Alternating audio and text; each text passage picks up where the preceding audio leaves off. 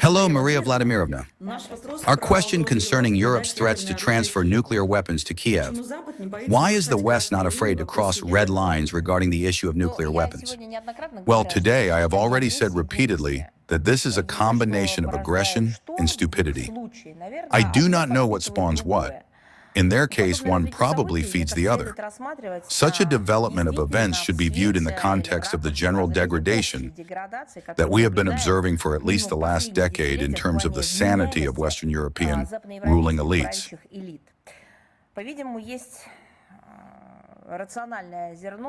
Apparently, there is a grain of truth in the statements and opinions of those who are convinced that the factor of reasonable fear or apprehension of previous generations of Europeans toward everything related to nuclear weapons has finally vanished into oblivion,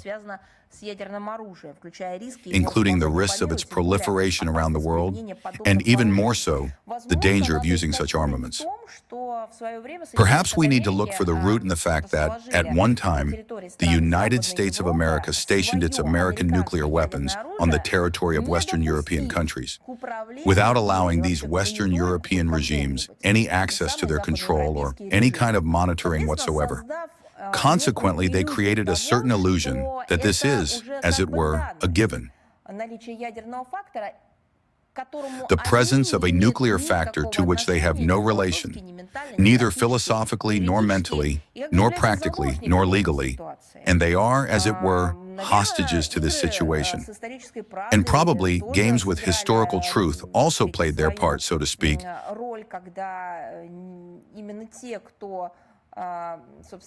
when exactly those who stationed the weapons with them and at one time first used them against the peaceful citizens of sovereign countries, thereby testing nuclear bombs on living people, those same ones began to tell stories that it wasn't them, and that the bombs on Hiroshima and Nagasaki fell from above by themselves.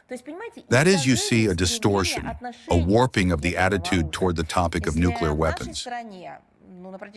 If in our country for decades, despite the fact that we possessed nuclear weapons, and did so, so to speak, in accordance with international obligations, every school child was instilled with a special attitude toward this topic and was told through specific examples about the danger of a nuclear clash, about the consequences occurring after the use of nuclear weapons, then in Western Europe and the Western world, this topic became to a greater extent a field for manipulation rather than for reliance on historical truth and factuality. I think perhaps the roots should be sought there. But one of such manifestations is, of course, this kind of banalization by European capitals of extremely sensitive military nuclear subject matter through irresponsible, sometimes literally unbridled rhetoric, and the failure to pull back their protégés. They said on Bankova that it's necessary to drop nuclear bombs on Russia, on Moscow, on Russians. They didn't start receiving less money for this, only more.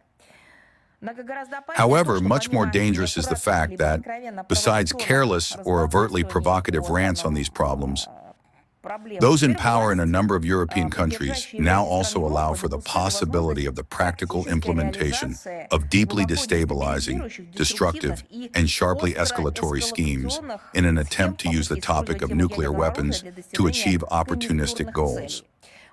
We have talked about this. We have talked about the ease with which they now deliberate on topics of to whom and how to additionally supply nuclear weapons, from Paris to Berlin, or to do it in collaboration with London.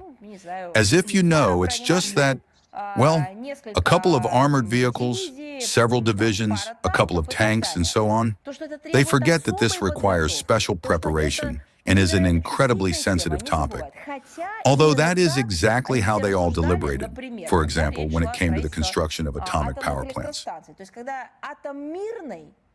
That is, when the atom is peaceful, here you will find ecologists, you will find politicized social activists who will say that under no circumstances is it allowed, and so on. But when it comes to what is practically a network nuclear business for military purposes, in violation of all previously existing norms and provisions, well, it is somehow perceived in Western Europe as some kind of possible, permissible philosophy, political science, and generally, why not deliberate on this topic?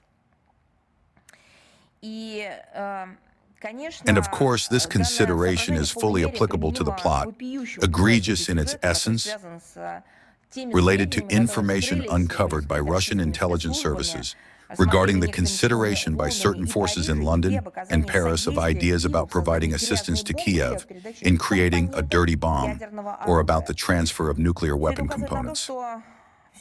All of this indicates that in their increasingly frenzied and blind desire to inflict, as they put it, a strategic defeat on Russia, our adversaries in Western Europe are beginning to lose, literally, the last remnants of their instinct for self-preservation. When they now begin to deny everything, to say that, no, this cannot be, could we in London and Paris really have thought about transferring nuclear weapons to the Kiev regime? How can it not be when immediately after the conclusion of the bloodiest Second World War, as early as 1945, former allies in the anti-Hitler coalition deliberated in practical terms and developed plans for delivering strikes specifically using nuclear weapons against our country? This is, after all, a historical fact. Do you understand? So there's nothing here, so to speak, impossible about it, as they say. This is absolutely impossible. What is absolutely impossible? We see how the Kiev regime is literally begging for this very nuclear component, which by all appearances, it lacks so much. What indeed it will do with it later. They do not contemplate this in Paris or in London, but they should. The impression is being formed that the European elites completely lack strategic thinking. Due to the loss of stable support from voters, these same politicians and regimes currently in power in these countries perceive themselves as short-termers who supposedly do not bear the full weight of responsibility for their deeds on a historical scale, and can subordinate them exclusively to opportunistic, personal, self-serving interests. Well, in essence, this phrase was also formulated, or this idea was formulated in Central Europe, remember? After me, the deluge. Who said it? I think you remember. What is the benefit from all this manipulation and from this shift in their consciousness?